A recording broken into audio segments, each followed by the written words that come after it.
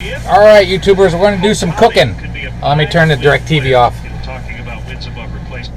I like to have my baseball. So I'm going to make something I talked about previously. It's called chicken Riggies. It's a Utica, New York thing.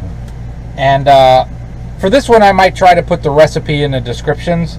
And I'm going to do as close as I know how to do, which, again, there's argument on anything you eat. There's always argument. There's arguments about who does it right, who does it, yada, yada, yada. I'm going to do what I think is the Chesterfield version of chicken Riggies. So I'm going to start with, I have a small red onion, and I'm going to use about half of it. So we'll call that half. I'll throw away the junk and store up the other one. Okay, so we'll peel this, and I'll do the best I can. Hopefully that makes it. Vinny's watching. So we're going to chop this up.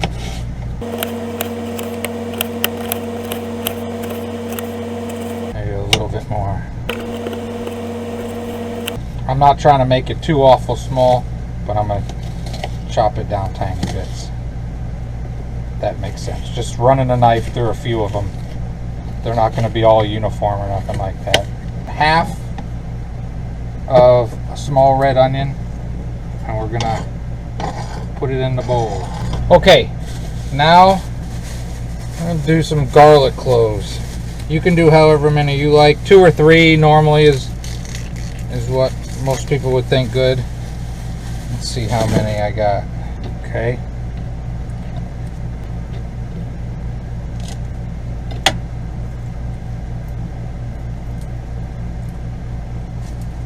That's the best way to get the skin off. You just crush it. But I like to get the little nub ends off myself. That one's not good. So we'll grab another one. Okay, so again, I'd say 2 or 3. If you really like garlic, you can use more. I really like garlic, so I'm guessing I probably got what would equate to 4. I am using the wrong knife. I need to sharpen those other knives.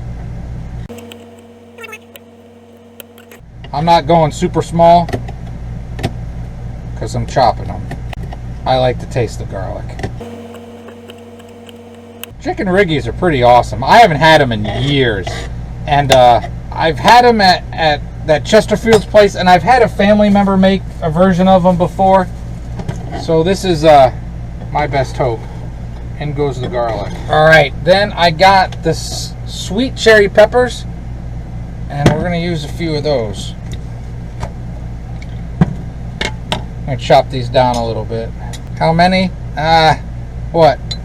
6 or 8 of them. So, chop these down. Take the stems off. You can seed them if you want. I don't ever seed stuff hardly. But these aren't hot.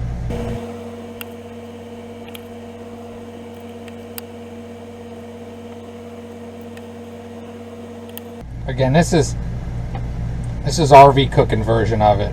So those are going to go in. I think I need more. I'll do a couple, 3 more of them. Seeds and all. That's my idea. But these sweet cherry peppers are friggin' awesome. Even if you just want to eat them. Okay, so those are going to go in. Alright, now I was trying to find the hot cherry peppers. So hot chili peppers was as close as I could get. I don't live in a real Italian area. So these are usually pretty hot. So I would say for most people, a couple of them. I'm going to do like 4 of them. But they're hot. We'll do 5 of them. But they do have heat to them. That was a good one. And again,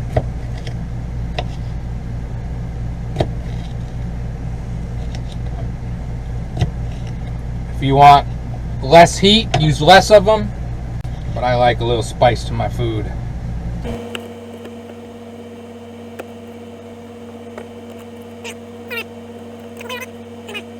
And they will go. This meal's not going to get any sriracha sauce, which I apologize for which I apologize for the no sriracha. All right, wipe my hands, and I'm gonna have to clean up this area. So that's most of the ingredients. Of course, I need chicken, but yeah, we're gonna get moving. We're gonna keep cooking. We're gonna move outside to do the cooking. All right, I forgot something. I'm gonna grab the other knife, see if it's better. I got a green pepper that's been in the freezer here. And it is frozen. And I'm gonna throw some of that in there as well, just because I have it. I don't think this is supposed to be in a recipe, but I'm gonna do it. I've never tried to slice up a frozen green pepper before. Just for a little color, maybe a little bit more. I've said before, because of my tiny little fridge, to keep it all cold, I gotta keep it all cold. So there we go. So we're throwing in a little green pepper. All right, now I have the chicken, and I'm gonna cube it.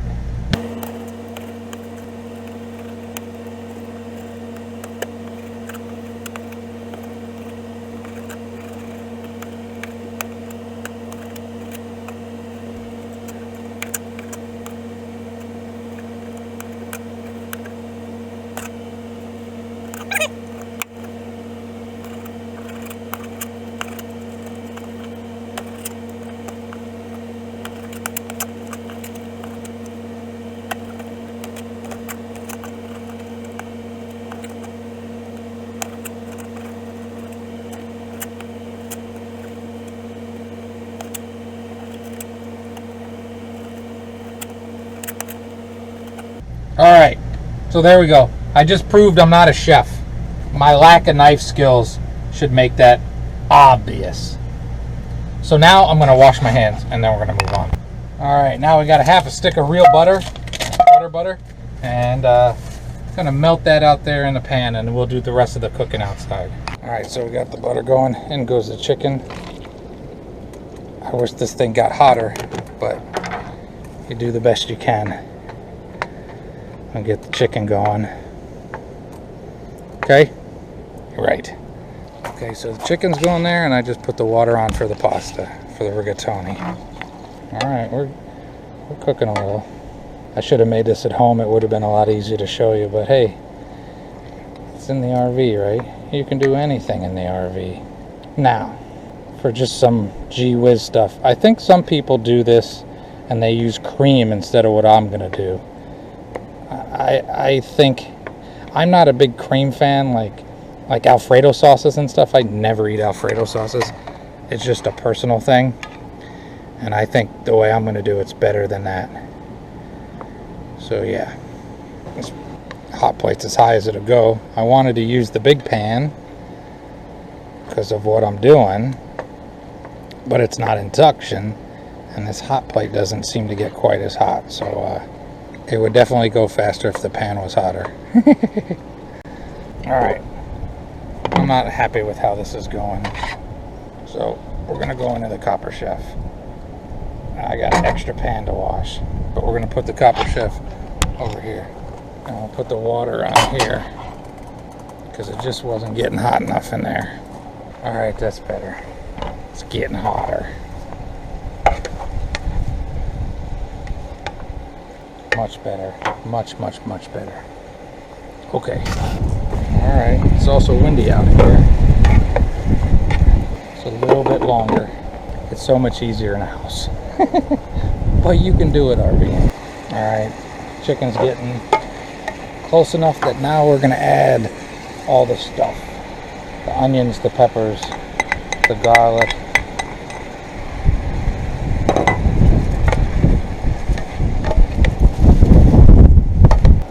That going.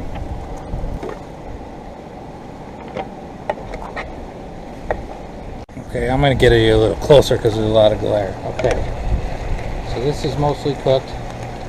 Put down. And now what we're going to add is white wine. You can use whatever kind of white wine you want. Maybe a quarter cup or so. And this you got to get the good air bubbles to cook off the wine, maybe a little bit more.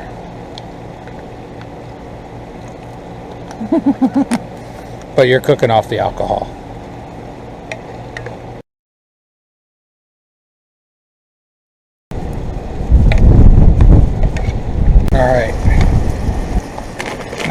put the rigatoni in the water. I'm going to use about a half a pound. Rigatoni in my house growing up was more popular, and we ate pasta 4 or 5 times a week. Yum. I sure hope this is filming decent. Alright, and next you put in sauce. My sauce had frozen up, so I nuked it. Not a lot, maybe 6-8 ounces, that much. Because this isn't like a sauce dish. You need smell-o-vision. And keep that cooking. Alright, now we're going to put in some Parmesan cheese. Parmesan Romano would be awesome, but use what you got.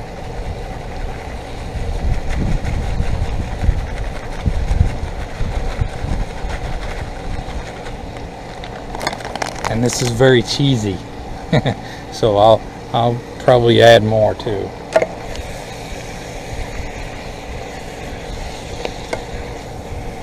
A bit more now. I'll probably use a couple cups of this. All right. And the pasta's still cooking. Now, how this would be a lot easier with a 4-burner stove in your house.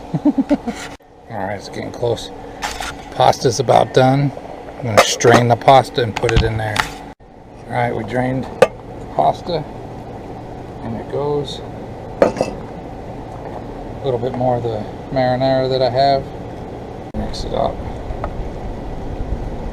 And that, my friends, chicken Riggies.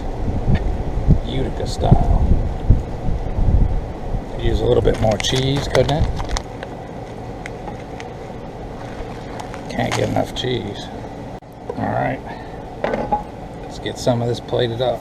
Now, to say it again, this is a pretty cheesy meal, and the better the cheese you use, the better it's going to taste. I did the best I could with what I had. Alright, there we go. Shut up, MLB Network.